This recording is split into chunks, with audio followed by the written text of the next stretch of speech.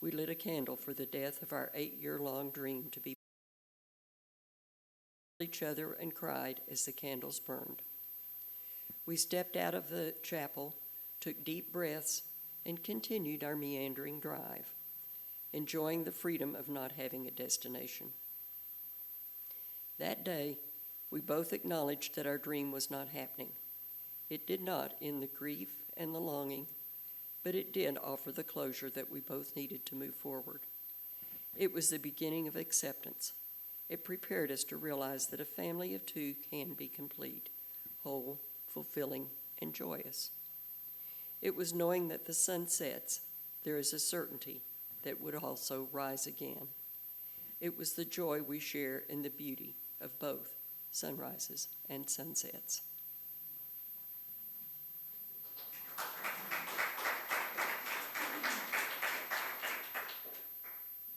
Thank you, Vicki. That was beautiful.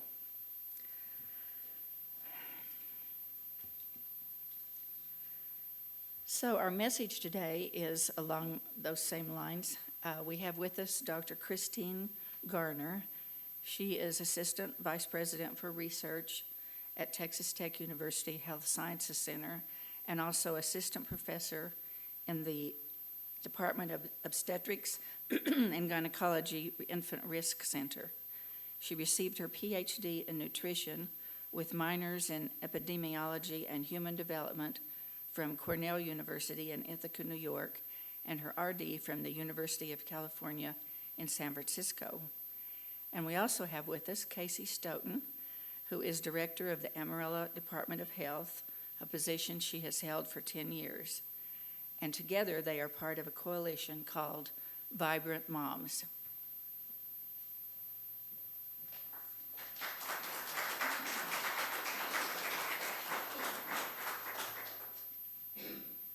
Thank you very much. And what a lovely gathering of people and start to the service. Yes, so we are working together on a project called Vibrant Moms, and we're really part of a coalition of 31 organizations who are working towards improving maternal health. Let's see, is this our clicker? Yes. Okay. Too many clicks. There we go. Okay. So we'll start out this morning talking about maternal morbidity and mortality, and specifically in Texas and in our region. So Casey's going to start us out with that. We'll talk a little bit about our project called Vibrant Moms, and then we'll finish up talking about initiatives that are happening in this area right now.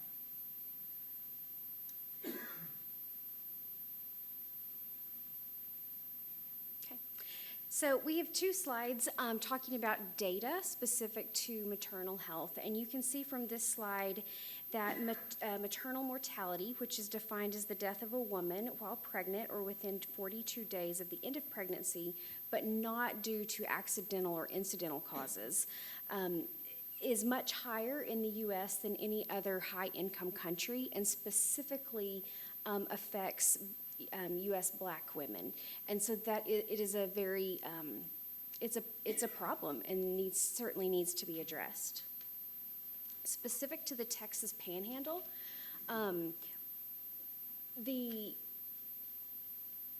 areas in kind of the purple color where you can see Potter and Randall County there and there's another Ochiltree County and Hartley County are the only counties in the Panhandle where we have full access obstetric and gynecologic care, and so pregnant people, that would be the only area in the Panhandle where there's full access. The other counties in the Panhandle would be considered either low access or maternity care deserts, and maternity care deserts are defined where there's less than 6 obstetric providers per 1,000 births. So that's low access. So there's a real problem here in the Texas Panhandle. Maternal health inequities certainly exist here in the Panhandle, and access to maternity care and women's health services are few and far between. Maternal mortality in Texas is higher than the national average. 90% of maternal deaths are deemed preventable, and 2/3 of maternal deaths occur in the postpartum period. In our 2018 community health assessment, it was determined that 50% of mothers in Potter County and 70% of mothers in Randall County begin prenatal care in the first trimester. Many times that's due to access. 20% of mothers in Amarillo attend less than 5 prenatal visits, and many don't have an opportunity to attend postpartum visits. And we'll talk about pregnancy Medicaid in just a few minutes. And I'll turn it over to Christine. Well, you can see here the counties that we'll be working with the Vibrant Moms Project, and I'll let Christine talk about that in just a minute. Because while there is a significant problem, we are working towards a solution. Thank you. So we've mentioned this project that we're working on called Vibrant Moms, and this is a project that's funded by the National Institutes of Health, specifically the NHLBI, National Heart, Lung, and Blood Institute. And this is a project that aims to take evidence-based interventions, so things that we already know work, and get them to the people that need them. So we're not trying to pull something out of the sky that to see if it works. So we're looking to take things that we know work and get them to the many people that need them. So looking in those counties, there's a lot of need. And even here in Potter and Randall County, there are substantial, as many of you know, there are substantial disparities between Potter and Randall counties.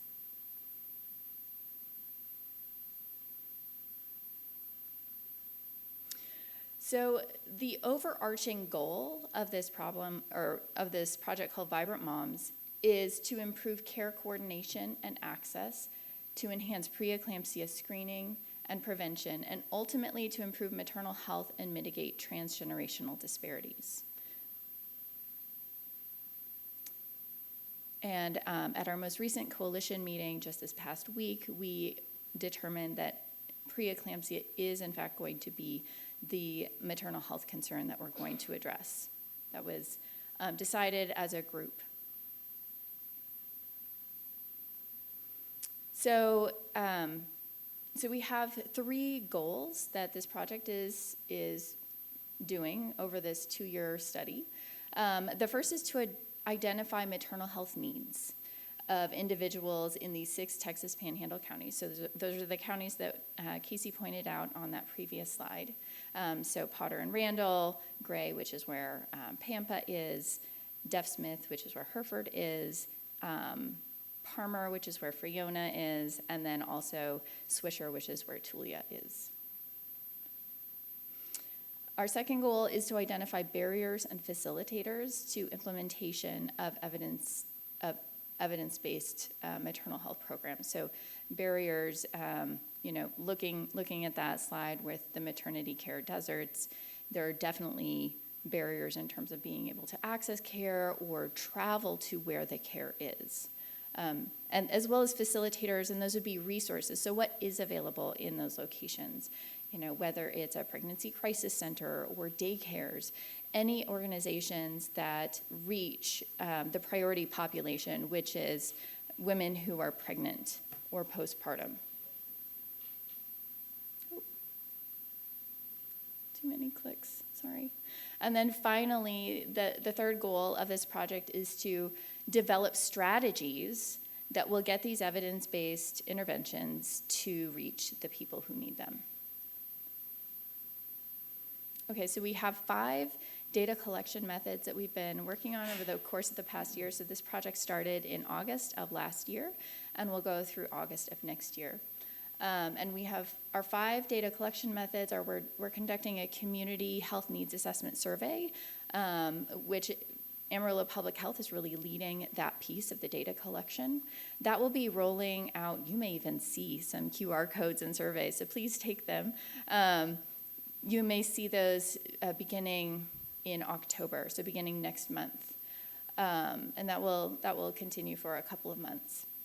We have analyzed inpatient data, so using data from the state, we were able to look at all of the deliveries that occurred from women who live in these counties. So even though many of these counties don't have deliveries in the counties themselves, we're able to pull data from the state, and we identified that preeclampsia really is a major risk, something that's quite prevalent at 6.6% of all deliveries have are affected by preeclampsia. And then other things like gestational diabetes, obesity, and there are other things too. But we need to start somewhere. And then asset mapping, which is really identifying all of the resources in these communities and how we might be able to use them. Focus groups and interviews. And then a project called Photo Voice, which is where the pregnant women are taking pictures of their daily lives so that we can really understand what it looks like and what barriers they are experiencing from from their lens. And so these are our coalition members who are partnering in this Vibrant Moms project. You can see that we have academic organizations, so Texas Tech University Health Sciences Center, which is where I am based. We have a member from the vet school. We have a couple of people from the School of Nursing at WT. We have some child care centers, many community-based organizations, education, government, healthcare and medical groups, social services, media, and public health. So the organizations that are in purple here are the other team leads on the project. Okay, I'm going to hand it back over to Casie. So just recently, our Governor Abbott announced that pregnancy Medicaid would be extended to cover postpartum care through 12 months. So currently, previously it only covered postpartum care through 6 weeks after a baby was born. Now that bill has extended care through 12 months, however, it hasn't been funded. And so in practice, it is through 6 weeks, but we're hoping that that will change in the future and that it will cover care through 12 months, because we do have that bill that has been passed and does cover postpartum care through 12 months. So we'll all wait for that funding to come through, and then postpartum care will be covered through 12 months. So that will be good news when it happens. We wanted to provide you with resources so that we know that you all are well connected and are able to connect your circles with resources, and so we wanted to provide you with a number of resources that are available here in the community. Healthy Amarillo Women, Cindy Winya is a member here of this fellowship, and she does tremendous work. Her and her team have provided just over 800 car seats and probably around 400 cribs out into our community, and she is our team lead for Healthy Amarillo Women, so they do a great job with the Healthy Amarillo Women and Safe Kids Coalition. Our Reset program at Amarillo Public Health is a nutrition and wellness program.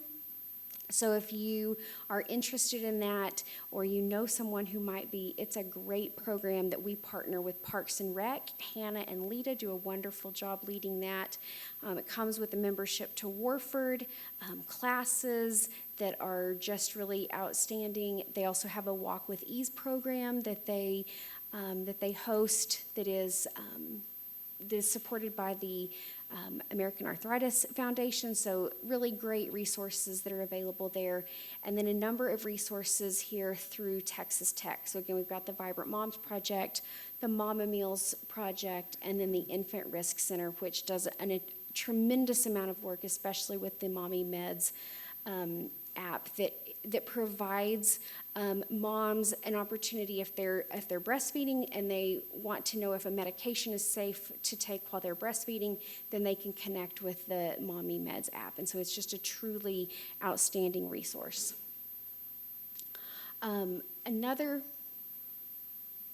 We are clearly not great with technology and a clicker. It's us, it's not the clicker. But another great piece of really wonderful news is our city council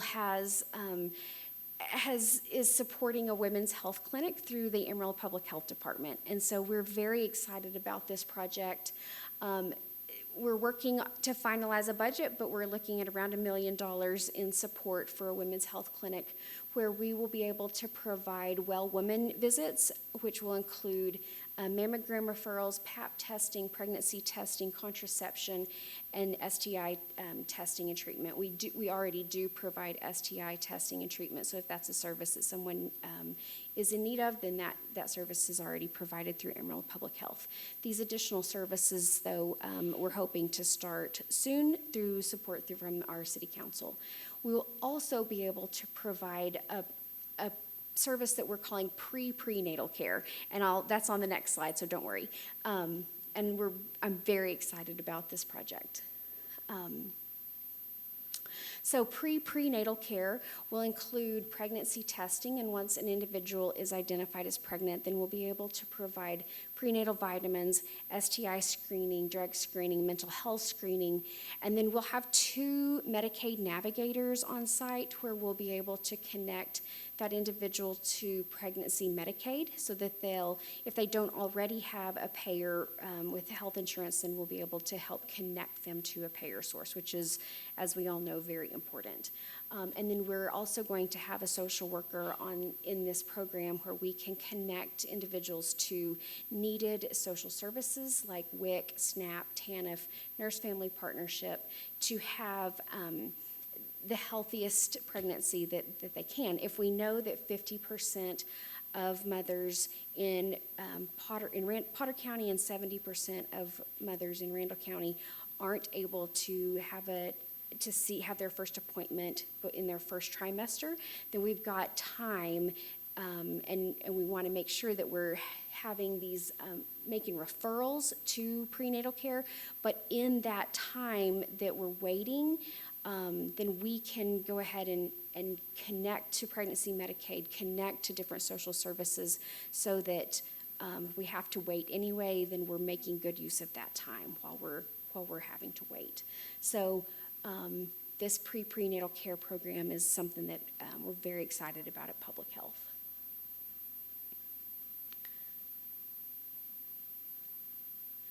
And we also wanted to provide an opportunity to know how you might be able to help.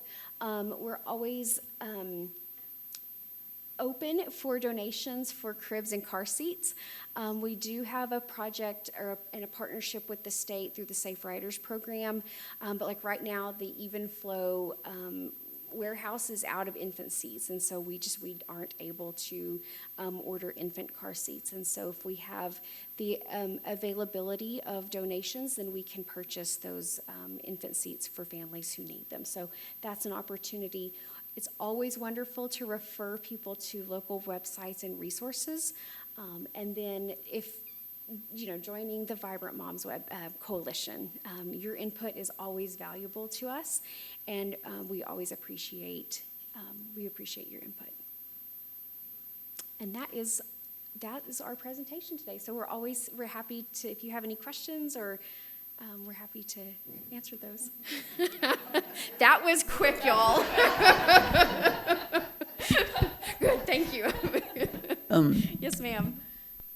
I've been involved in this for a number of years and have driven Casie crazy. I've got their website updated, though. But anyway, you need to explain to a lot of people what preeclampsia is, number one. Number two, the Texas Tribune has done about 10 stories on the serious problems the Panhandle has. As I understand, we're number one in the state. in morbidity and mortality. And that's when the League of Women Voters was looking at the obstacles. We found two major obstacles. One was the Medicaid application, which is 28 or 32 pages long, and the lack of medical professionals.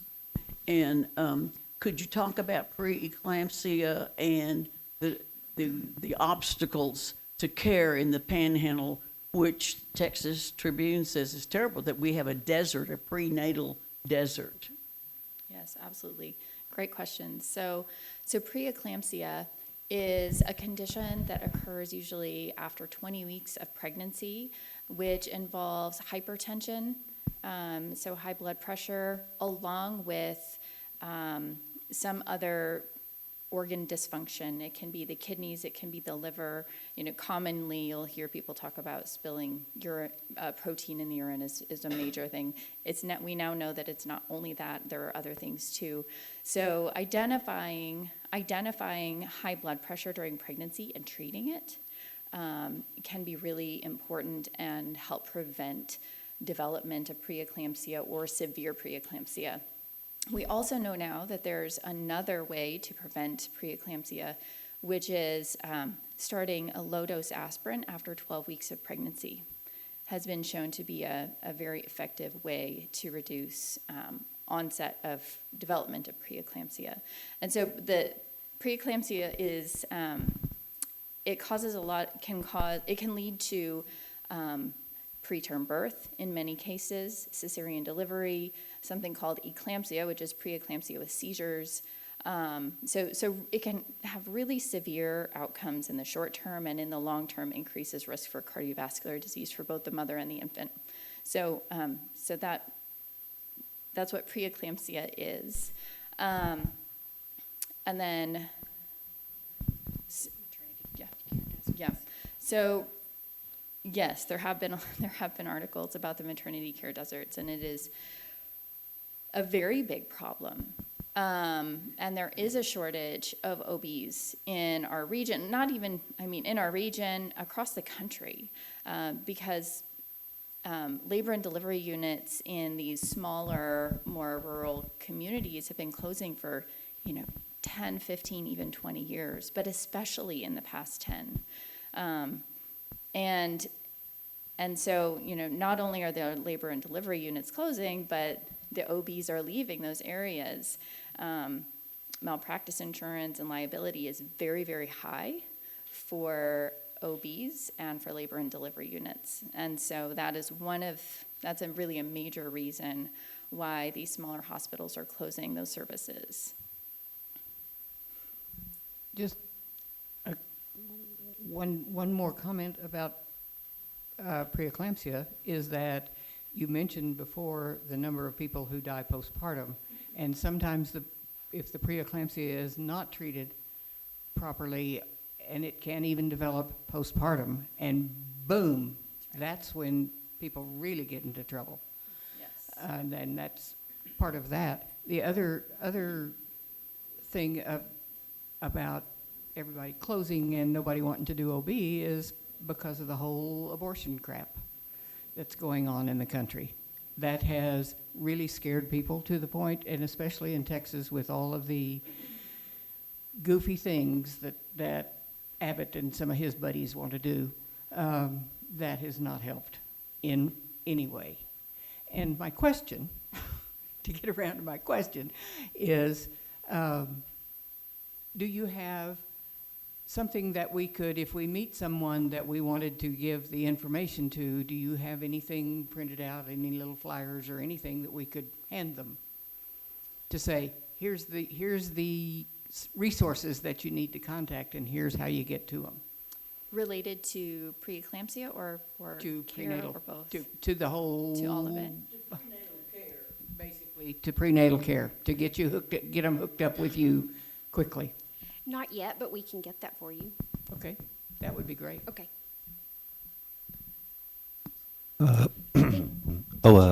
Yeah, sorry, I had a quick question. The focus, of course, being the Texas Panhandle, but I was just curious if you also have any data if similar crisis is occurring in the Oklahoma Panhandle, eastern New Mexico? Is it across really this entire, south and southwest region? Yes, so if this image was expanded to New Mexico and Oklahoma, we would see more red. It's just more red. And those populations are often coming to Amarillo to deliver. So, yes. Oh, so they're coming all the way from New Mexico and Oklahoma because they can only get the care in Amarillo at this time. Because we're the closest place, especially that can handle more complicated cases. Anyone who's considered high risk usually doesn't deliver in these rural hospitals. The few that there are. Thank you.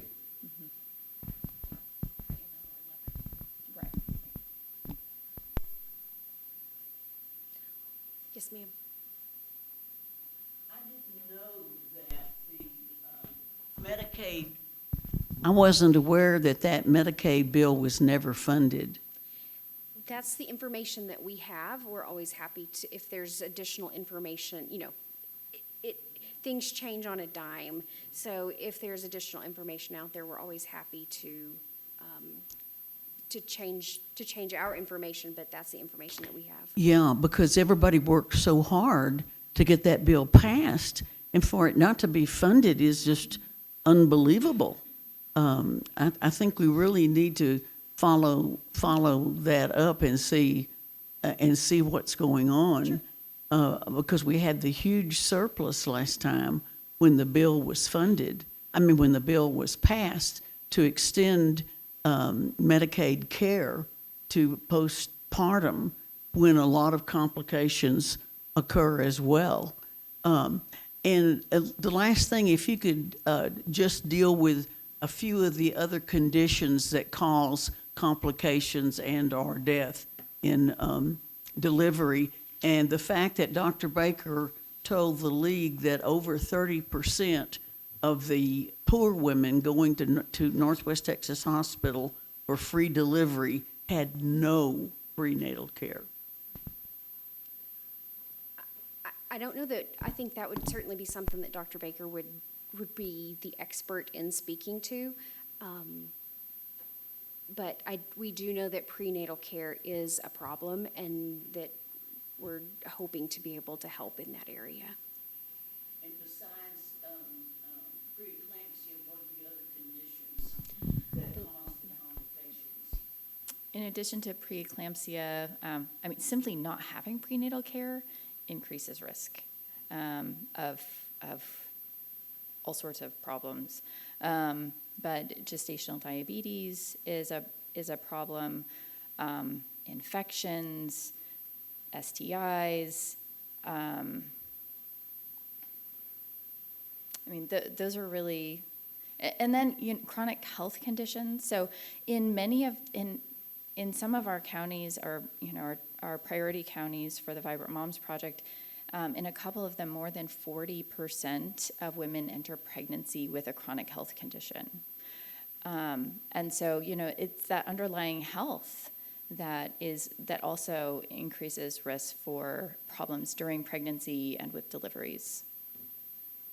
Yeah, my small suggestion is that since most of the full access areas are almost 30 to 40%, then if you develop a mobile unit system, then you will be able to access those desert areas and low access areas. And since you also know in the first trimester time frame, what types of issues those potential women will have in those high desert areas, then using the mobile, and since I also know it's roughly time frame when it is required, then you can develop a system. The access can be transported from the full access areas to the thing. Have you thought of that? Or? Absolutely. Thank you very much for that. We know that, mobile units, telehealth, there's a group prenatal care. I think there's a lot of opportunities. Still a shortage of OBs. So it's a challenge. Okay, last question.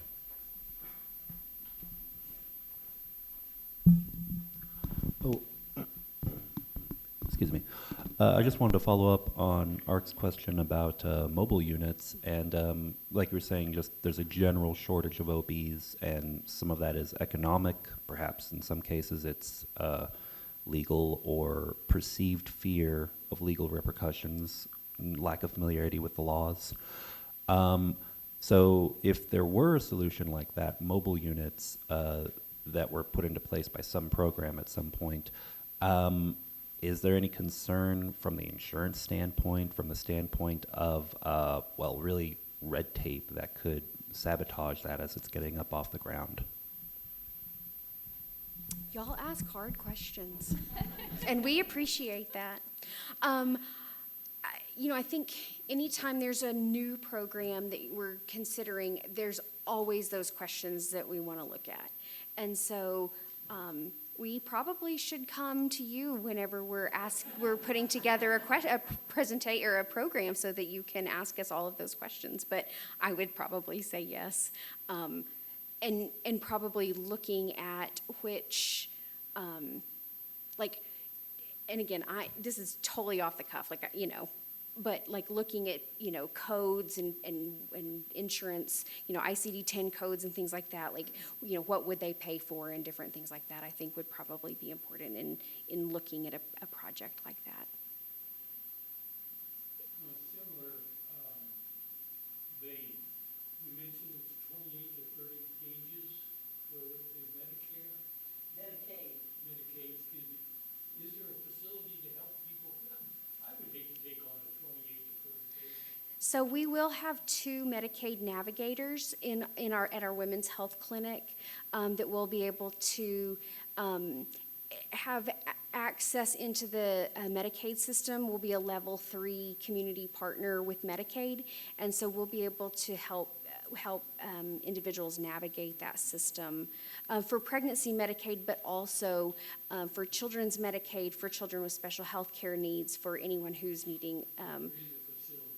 Yes, so we'll be developing that as we're moving forward with the Women's Health Clinic.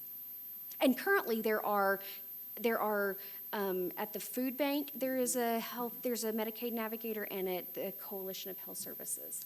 And Panhandle Community Services. Yeah, so there are a couple of places where there are Medicaid navigators already in the community. But there aren't enough of them. There aren't enough of them. Yes. So thank y'all for your time today.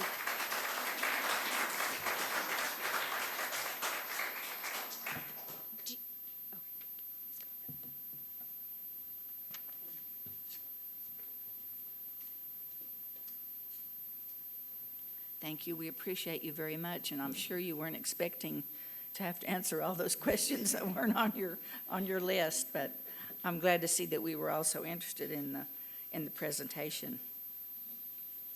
So now is our opportunity to, I think someone took my notes. I'm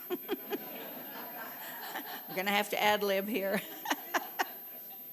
Thank you. Okay. Now is our opportunity to give our treasures and our time and our talent, but right now it's the treasures, and so please give generously, and if you have made a pledge, please continue to fulfill your pledge. I like to donate just one time a year. I just do that little donate button up at the top of the website, and every month it just comes out and goes to UUA. It works great.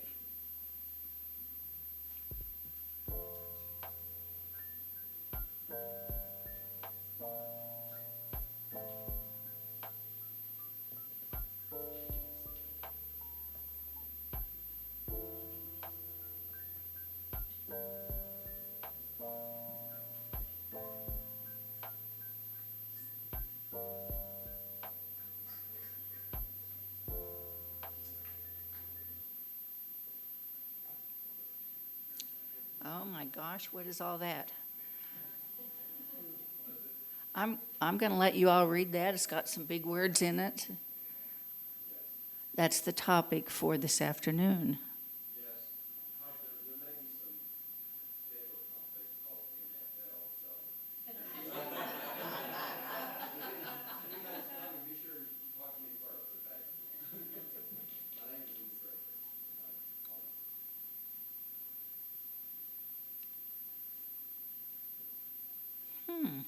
Amarillo First Thought Society. Free Thought, I don't know anything about that. Oh, so this was actually from last week, and we did have our first meeting on Friday, September 13th.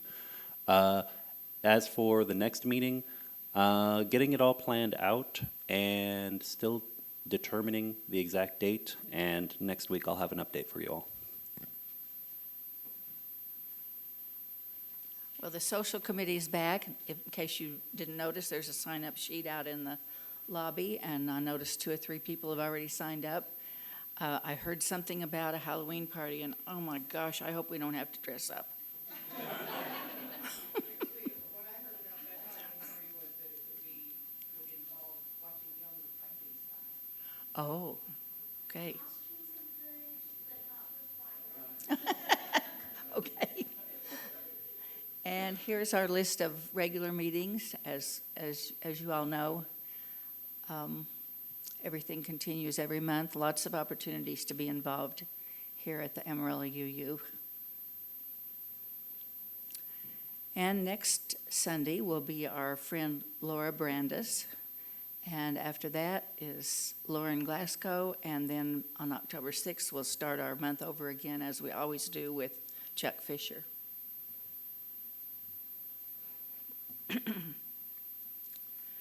And now I shall extinguish the chalice, but not the flame. Well, we're not ready for announcements yet, are we? I thought announcements were after this. Sorry.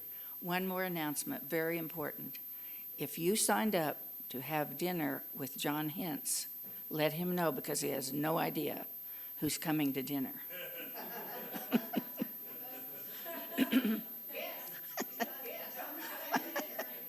So, and if you didn't sign up, tell him you're coming. Yeah, that'd be great. Okay, now I will extinguish the chalice, but not the flame that continues to burn within our hearts.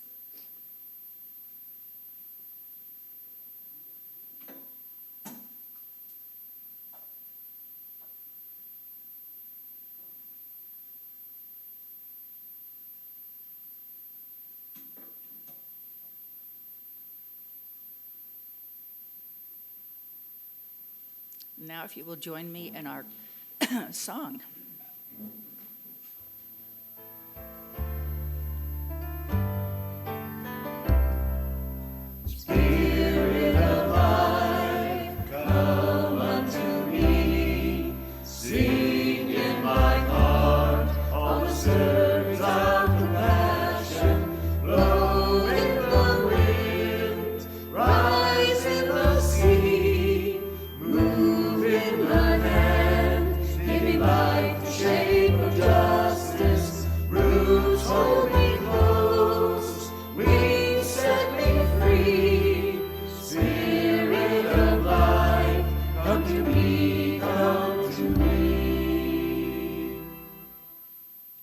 Closing words, may the fellowship of this hour touch and move our lives until we come again together.